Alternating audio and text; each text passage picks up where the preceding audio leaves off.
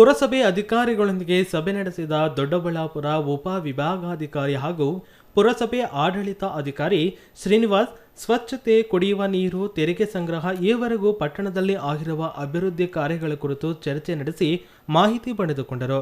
ಸಾರ್ವಜನಿಕರನ್ನು ಅವರ ಕೆಲಸ ಕಾರ್ಯಗಳ ನಿಮಿತ್ತ ವಿನಾಕಾರಣ ಕಚೇರಿಗೆ ಅಲೆದಾಡಿಸದಂತೆ ಅಧಿಕಾರಿಗಳಿಗೆ ಸೂಚನೆ ನೀಡಿದರು. ಮಳೆಗಾಲ ಆರಂಭವಾಗುತ್ತಿದ್ದು ಸಾರ್ವಜನಿಕರು ಸ್ವಚ್ಛತೆಗೆ ಹೆಚ್ಚು ಒತ್ತು ಕೊಡಬೇಕು. ಡೆಂಗಿ, ಮಲೇರಿಯಾದಂತಹ ಕಾಯಿಲೆಗಳು ಹರಡದಂತೆ ಮುನ್ನೆಚ್ಚರಿಕೆ ವಹಿಸುವ ಕೆಲಸ ಮಾಡಬೇಕು. ಪುರಸಭೆಗೆ ಕಟ್ಟಬೇಕಾದ ತೆರಿಗೆ ನಿಗದಿತ ಸಮಯದಲ್ಲಿ ಕಟ್ಟಿ ಅಭಿವೃದ್ಧಿಯಲ್ಲಿ ಸಹಕಾರಿಗಳಾಗಬೇಕು ಎಂದು ಮನವಿ ಮಾಡಿದರು. ಪುರಸಭೆ ಮುಖ್ಯಾಧಿಕಾರಿ ಜಿಆರ್ ಸಂತೋಷ್ ಮಾತನಾಡಿ, ಪುರಸಭೆಯಲ್ಲಿ ಈ ಸ್ವತ್ತು ಖಾತೆಗಾಗಿ ಅರ್ಜಿಗಳು ಸಲ್ಲಿಸಿರುವ ಎಲ್ಲ ಸಾರ್ವಜನಿಕರ ಅರ್ಜಿಗಳನ್ನು ಇತ್ಯರ್ಥ ಮಾಡಲಾಗಿದೆ. 70% ತೆರಿಗೆ ವಸೂಲಿ ಮಾಡಿದ್ದೇವೆ. ಪ್ರತಿಯೊಂದು ವಾರ್ಡಿಗೂ ತೆರಳುತ್ತಿರುವ ಸಿಬ್ಬಂದಿ ಆಯಾ ವಾರ್ಡುಗಳಲ್ಲೇ ತೆರಿಗೆ ವಸೂಲಿ ಮಾಡಿ ರಸೀದಿಗಳನ್ನು ಕೊಡಲಾಗುತ್ತಿದೆ. ಕುಡಿಯುವ ನೀರಿನ ಸಮಸ್ಯೆ ಸುಧಾರಣೆಯಾಗಿದೆ. ರಾಜಕಾಲುವೆಗಳ ಸ್ವಚ್ಛತೆ ಕ್ರಮ ವಹಿಸಲಾಗುತ್ತಿದೆ ಎಂದರು.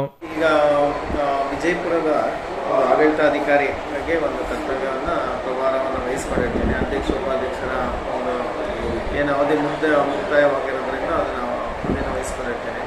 ಸೊ ಮಾನ್ಯ ಜಿಲ್ಲಾಧಿಕಾರಿಗಳು DDMA ಮೀಟಿಂಗಲ್ಲೂ ಕೂಡ ಎಲ್ಲ CMC ಕಮಿಷನರು ಕೂಡ ಒಂದು ನಿರ್ದೇಶನ ಕೊಟ್ಟಿದ್ದಾರೆ. ಯಾವುದೇ ರೀತಿಯ ಬರದಕ್ಕೆ ಸಂಬಂಧಪಟ್ಟಿದ್ದಂತೆ, ಹಾಗೆ ಈಗ ಮಳೆಗಾಲ ಬರ್ತಿದೆ, ಅದಕ್ಕೂ ಕೂಡ ಯಾವುದೇ ರೀತಿಯ ಸಮಸ್ಯೆ ಆಗಬಾರ್ದು ಅಂತ ಎಲ್ಲ ಮುಖ್ಯಾಧಿಕಾರಿಗಳು ಒಂದು ನಿರ್ದೇಶನ ಕೊಟ್ಟಿದ್ದಾರೆ. ಆ ನಿಟ್ಟಿನಲ್ಲಿ ನಾನು ಕೂಡ CMC ಇಂಜಿನಿಯರ್ಸು ಮತ್ತು ಚೀಫ್ ಮುನ್ಸಿಪಲ್ ಆಫೀಸರ್ ಇರೋದು ಅವ್ರಿಗೂ ಕೂಡ ಹೇಳಿದ್ದೀವಿ. ಅವರು ಎಲ್ಲ ಈ ಡ್ರೈನ್ದೆಲ್ಲ ಆಲ್ರೆಡಿ ಕ್ಲೀನ್ ಮಾಡೋದು ವ್ಯವಸ್ಥೆ ಮಾಡ್ಕೊಂಡಿದ್ದಾರೆ.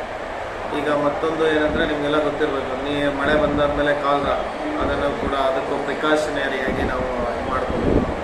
ಎಲ್ಲ ಕೂಡ ಕಾಲರ ಏನು ಇನ್ನೂ ಹರಡಿಲ್ಲ, ಬಟ್ ಪ್ರಿಕಾಷನರಿಯಾಗಿ ಎಲ್ಲ ಕ್ಲೀನ್ ಸ್ವಚ್ಛತೆಯಿಂದ ನಾವು ಕಾಪಾಡ್ಕೊಳ್ಬೇಕು. ಈಗ ಮೂಲದಿಂದ ಬರೋದ್ರಿಂದ ಸ್ವಚ್ಛತೆಯನ್ನು ಕಾಪಾಡ್ಕೋಬೇಕು. ಎಲ್ಲ ಜನಗಳು ಕೂಡ ಸ್ವಚ್ಛತೆಯನ್ನು ಕಾಪಾಡ್ಕೊಳ್ಳಿ ಅಂತ ಹೇಳ್ತೀನಿ.